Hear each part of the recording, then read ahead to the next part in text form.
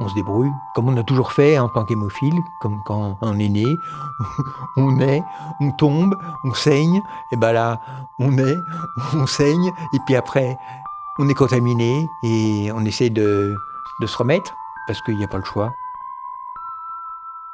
Arnaud, que vous venez d'entendre, n'a même pas 3 ans lorsqu'on le diagnostique hémophile B sévère. On est au début des années 60. Aujourd'hui, les malades peuvent rester dans la majorité des cas à domicile pour panser leurs blessures. Ces fameuses hémarthroses dont on vous parlait déjà dans le premier épisode de cette série. Mais dans les années 60, il fallait aller se faire soigner à l'hôpital. Arnaud a fait le compte. Au total, il a passé presque 17 années de sa vie à l'hôpital, loin de sa famille et de ses repères. Ce sont des moments marquants dans sa vie, tout comme ses années d'internat dans des centres spécialisés et l'annonce de sa séropositivité en 1983. En France, dans ces années-là, on estime que plus d'1 millier d'hémophiles ont contracté le VIH suite à l'affaire du sang contaminé. L'histoire d'Arnaud, c'est celle d'un homme battant, d'un éternel optimiste. Je suis Charline de La Fontaine et vous écoutez Singularité, un podcast de la communauté Voix des patients. Cette première saison donne la parole aux personnes vivant avec l'hémophilie et à leurs proches. Dans ce deuxième épisode, je vous propose de faire un flashback dans les années 60 pour comprendre comment est-ce qu'on vivait avec l'hémophilie à l'époque.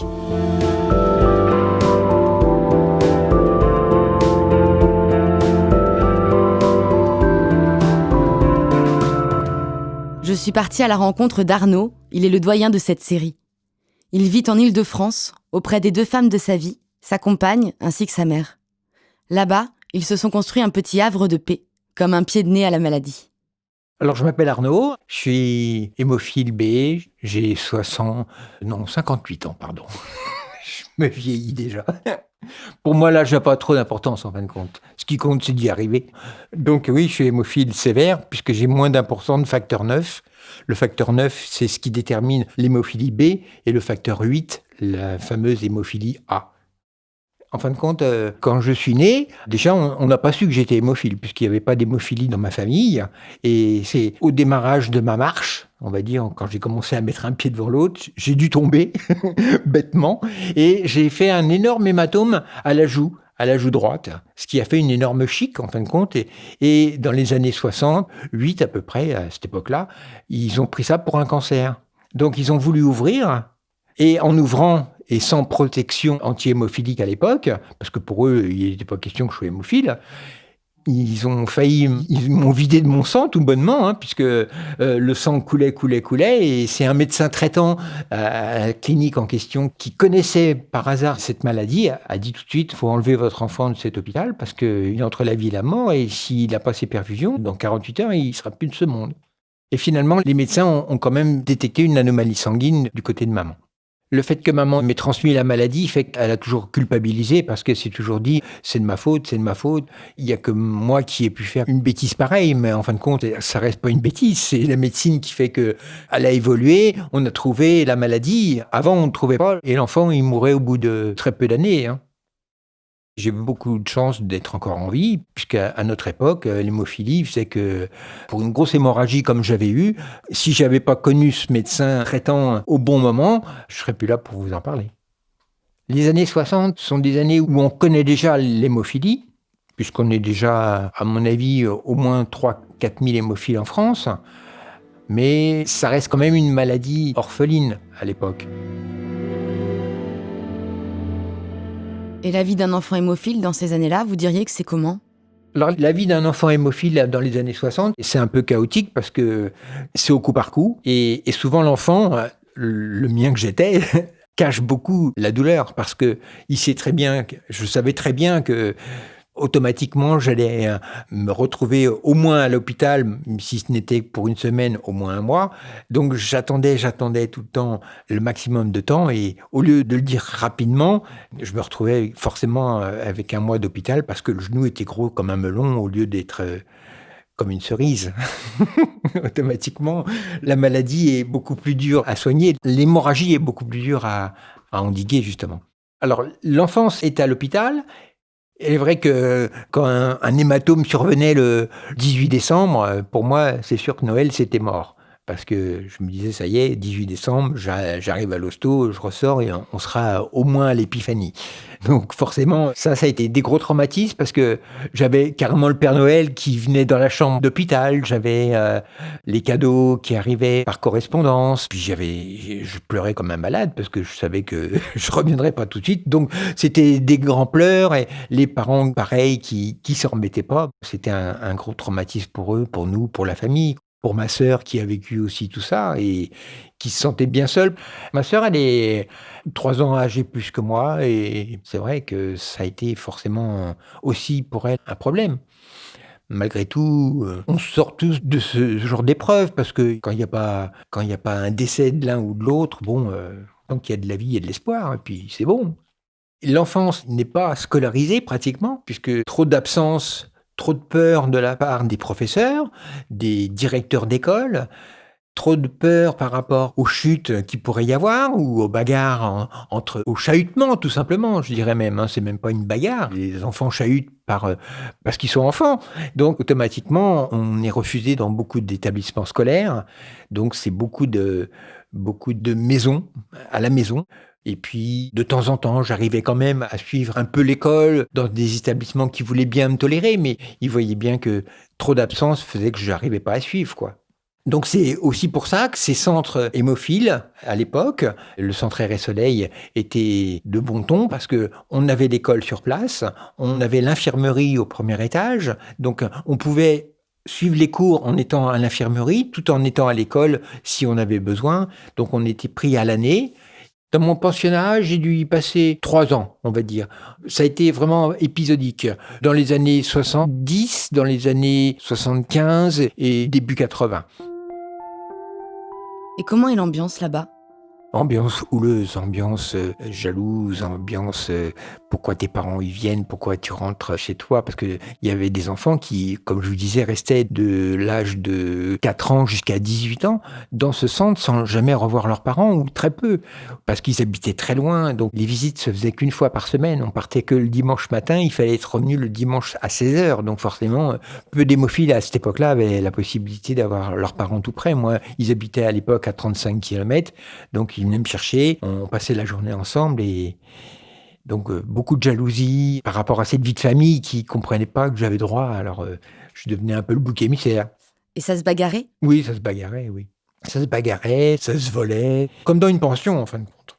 Mais c'est vrai que moi, j'étais quand même plus réservé au niveau des bagarres. J'allais plus à la débrouille et à la discussion qu'au conflit parce que je voyais bien que de toute façon, c'était inévitable si je voulais partir en bagarre, je partais aussi à l'infirmerie. Quand le centre a fermé, j'ai presque eu envie de dire que ça m'a fait du bien, de savoir qu'il n'y en aurait pas d'autres qui y retourneraient. Aujourd'hui, je dirais que c'est traumatisant et pas très valorisant parce qu'on était quand même vraiment tous dans la même maladie. En tant qu'hémophile, à l'époque, c'était que des garçons. Donc on était plus dans un cocon et quand on se retrouvait à l'extérieur, on avait l'impression d'être un peu des évadés d'Alcatraz. Et c'est vrai qu'il y a beaucoup d'enfants qui ont fait de leur adolescence jusqu'à leur majorité là-bas. Et après, quand on avait l'âge d'aller dans une structure supérieure, là, on partait dans un lycée ou un CES ou un CET où on pouvait être mélangé avec tout le monde. Je suis allé en CEP, c'était un centre d'études professionnelles où on pouvait apprendre une profession. Moi, je voulais faire comptable à l'époque. C'était sur 3 ans. Puis ça a été la bérésina parce que j'ai joué beaucoup de ma maladie. Dès qu'il y avait des interrogations écrites, j'ai mal au bras, je peux pas écrire. À partir de là, les notes ont chuté et tout s'est aggravé. Donc je jouais du fait qu'il fallait que je rentre à la maison pour me soigner. Mais la directrice, pas dupe, elle a appelé à la maison un jour, elle a vu que j'étais pas là et je me suis fait virer. Retour casse-départ et les études se sont arrêtées là, après dire, parce que on voyait que ça n'avait plus lieu d'être. J'avais déjà presque 16 ans et à partir de 16 ans, vous n'êtes plus obligé d'aller à l'école. Tout le monde vous ferme les portes. Mais quelque part, ça n'a pas été plus mal parce que j'ai pu rebondir, je suis devenu fonctionnaire. À l'époque, j'ai été embauché à France Télécom comme personne handicapée, bon, à 22 ans. Hein. Donc à partir de là, j'ai commencé ma vie professionnelle. Quand je suis arrivé, j'étais au standard, donc je dispatchais tous les appels. Et après, je suis passé en accueil, à l'accueil où on recevait les gens, et pour leur installer le téléphone, prendre les abonnements, les résiliations, les factures détaillées, tout ce qui pouvait aider le client au niveau du téléphone, quoi. Et est-ce que vous pouvez me parler de ce qui vous arrive en 1983 ? 83, ça a été quand même un moment difficile et un moment dramatique. Moi, j'ai toujours dit, j'ai gagné au tiercé ce jour-là. D'autres diraient, drôle d'idée. Parce que c'était le triple lot. Ça a été l'hépatite B, l'hépatite C, le sida, par nos produits sanguins.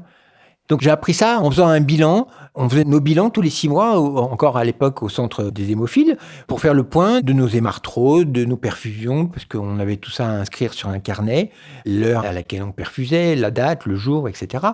Et ce jour-là, vous vous retrouvez avec un médecin, le médecin habituel qui vous prend tous les 6 mois et puis qui va vous faire asseoir et puis qui va vous dire aujourd'hui, ça va être un bilan différent parce que sur tes prélèvements d'il y a 3 mois, on a découvert que tu faisais partie des hémophiles qui avaient contracté le virus. Et à l'heure actuelle, on espère que ça va aller pour toi parce que on n'a pas de recul, on n'a pas de science. Notre science n'est pas assez engagée pour dire que on va avoir un traitement, un vaccin. Donc, au lieu de se voir tous les 6 mois, on va se voir tous les 3 mois. Donc déjà, vous vous rendez compte qu'il se passe quand même un truc un peu plus délicat. Et puis, vous rentrez chez vous comme ça. C'est à vous d'annoncer la nouvelle aux parents, à votre copine. C'est à vous de vous débrouiller. Parce qu'à l'époque, vous passez pas devant un psy pour dire comment on ressent l'affaire. On se débrouille, comme on a toujours fait en tant qu'hémophile, comme quand on est né. On naît, on tombe, on saigne. Et là, on naît, on saigne. Et puis après, on est contaminé et on essaie de se remettre parce qu'il n'y a pas le choix. Je rentre chez moi. Et puis, c'est dur parce que je me dis, mais comment ils vont prendre encore ce drame en plus de ce que je leur ai déjà fait subir pendant les 22 autres années précédentes, quoi. Encore un truc pour eux, parce que moi, je l'ai pas mal pris puisque je me sentais bien à l'époque. On m'avait dit que j'avais le HIV, mais on m'aurait dit que j'avais la grippe, j'aurais plus ressenti parce que le HIV, pour moi, il était vraiment à l'intérieur du corps, mais sans aucun traumatisme. Il m'empêchait pas de marcher. C'est l'hémophilie qui m'a pourri la vie. Donc ça a été le grand drame dans notre communauté, si je puis dire. Parce que cela, malheureusement, une grande tristesse et paix à leur âme, parce que on comprend pas. Moi, je n'arriverai jamais à comprendre pourquoi je me suis sorti de ce drame et que les autres pas. Alors qu'on a tous eu, on dit toujours, oui, mais quand tu te bats, tu arrives à tout. Mais un hémophile, on a toujours réussi à se battre. Ça a été notre bouclier. On est né pour se battre, donc je vois pas pourquoi il y en aurait un qui aurait baissé les bras. Il faut quand même savoir que je suis resté 22 ans sans prendre aucun traitement pour le HIV. Pendant 22 ans, j'ai pris aucun médicament. J'ai commencé mon traitement HIV en 2007. Ça, je me rappelle, parce qu'en 2007, je me suis vraiment aperçu que ça avait muté. Là, je me suis dit, quand même, j'ai quelque chose pour qu'on me file des médocs, c'est pas bon signe. Et là, ça a été une épreuve à surmonter, parce que c'est vrai que quand j'ai regardé mes cachets au creux de ma main, j'ai dit, vous n'allez pas m'enquiquiner. Bon. Oui, le HIV, c'est le début crépusculaire du virus, et le sida, c'est la phase terminale. Et vous ? Moi, je suis en HIV. Je suis même en HI tout court. Le G n'est plus là, puisque mes traitements ont tout de suite très bien fonctionné.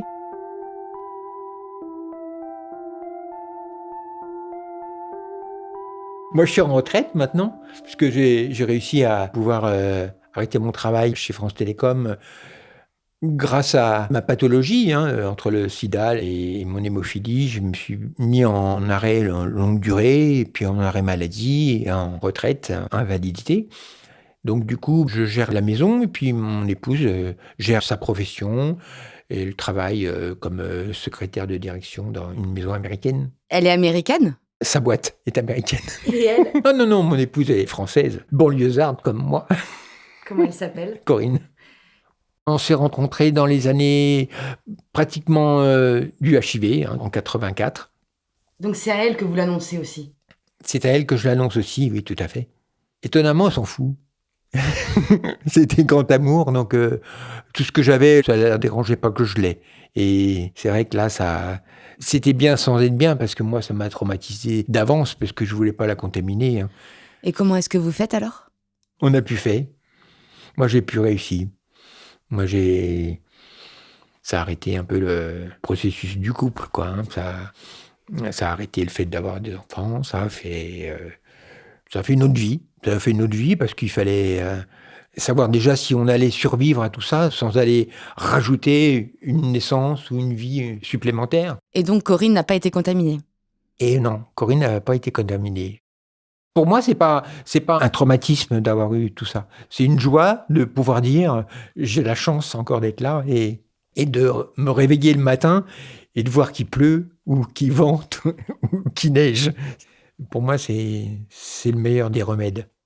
J'ai réussi à avoir une indemnisation à l'époque par le sang contaminé qui m'a permis d'avoir ma maison.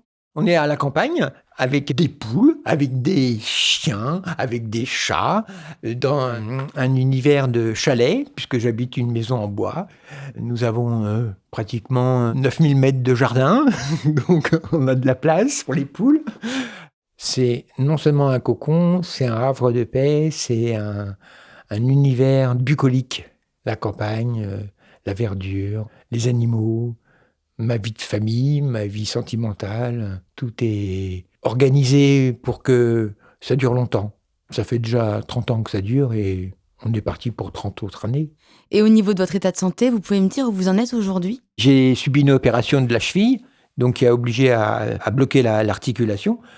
Et on avait un protocole à l'époque de 45 jours de plâtre, puisque j'ai déjà vécu ça avec la cheville gauche. Et le protocole a changé, ça a été 3 mois de plâtre maintenant.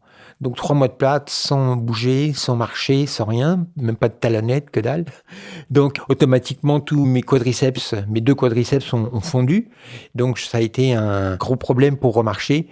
Plus par mes quadriceps qui étaient plus là pour m'aider à marcher que par l'opération de ma cheville. Ma cheville s'est bien passée, mais ça a aggravé un peu plus haut.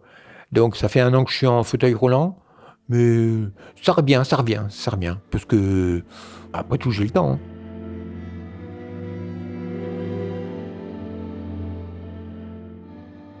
Et du coup, comment est-ce que vous faites pour rester actif ?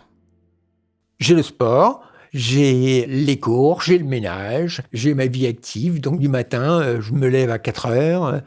Je fais à manger le matin avant de partir au sport, comme si j'allais en fin de compte au travail.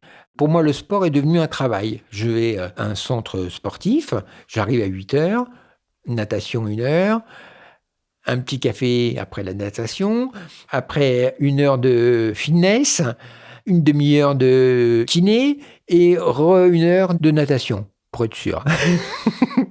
Donc ça fait à peu près 3 heures de sport, du lundi au dimanche, pour être sûr. Et tout va bien dans ces moments-là. Parce que là, comme je vous dis, ça fait 2 ans que j'ai plus rien fait, puisque 1 an où j'avais ma cheville qui vraiment m'empêchait de mettre le pied par terre. Une autre année où, comme je disais, j'étais en fauteuil roulant. Donc là, tout s'est arrêté pendant 2 ans. Mais c'est souvent notre cas. On va dire que tous les 10 ans, on a 2 ans qui s'en vont en fumée. Je pense que fin de l'année, ça devrait être bon. Fin de l'année, même déjà là, je vais reprendre la natation d'ici le début de la semaine prochaine, puisque j'irai essayer avec un pote les 3000 mètres, je les fais plus. Hein. J'ai un peu de mal.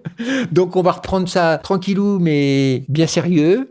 Et je pense que déjà 1 heure de natation par jour, ça va déjà remettre les pendules à l'heure. Et on verra après pour reprendre la salle en fitness réellement et sûrement. Parce que tout est dans le sport. Tout est dans le sport, tout est dans l'alimentation, tout est dans une hygiène de vie qu'il faut vraiment prendre en compte, un peu comme un horloger réglerait sa pendule. Notre pendule à nous, c'est quand même notre hygiène de vie qui compte. L'alimentation, pour ne pas connaître le surpoids, encore moins l'obésité, mais au moins le surpoids, parce que tout ce qui est surpoids va alourdir nos articulations, en premier les genoux, ensuite les chevilles, ensuite les hanches, tout, le dos aussi. Et naître hémophile dans les années 60 ou naître hémophile aujourd'hui, vous diriez que c'est très différent ? C'est le jour et la nuit. L'hémophilie des années 60 et d'aujourd'hui, oui, c'est le jour et la nuit. On parle d'éradiquer la maladie, chose que j'avais jamais entendue de ma vie. J'espère juste être là encore pour le vivre. Pour dire, tiens, j'ai encore réussi à gagner sur quelque chose. Et si vous deviez dire quelque chose à cette nouvelle génération, ça serait quoi ? Profitez, allez-y, faites du football, de la boxe, du ski, allez-y, vous privez pas. Faites tout ce que j'ai pas pu faire. Oui, et puis ils le font d'ailleurs, ils le font très bien. Vous venez d'écouter le 2e épisode de Singularité, un podcast de Voix des patients, la plateforme d'accompagnement des personnes atteintes de maladies chroniques du laboratoire Roche. Vous pouvez retrouver l'ensemble des épisodes sur toutes les plateformes de podcast, Apple Podcast, Spotify, Deezer, et pensez à vous abonner pour n'en rater aucun. Singularité est produit par Louis Créative, l'agence de création de contenu de Louis Média. Marine Kéméré en a composé la musique et Olivier Baudin a réalisé et mixé cet épisode.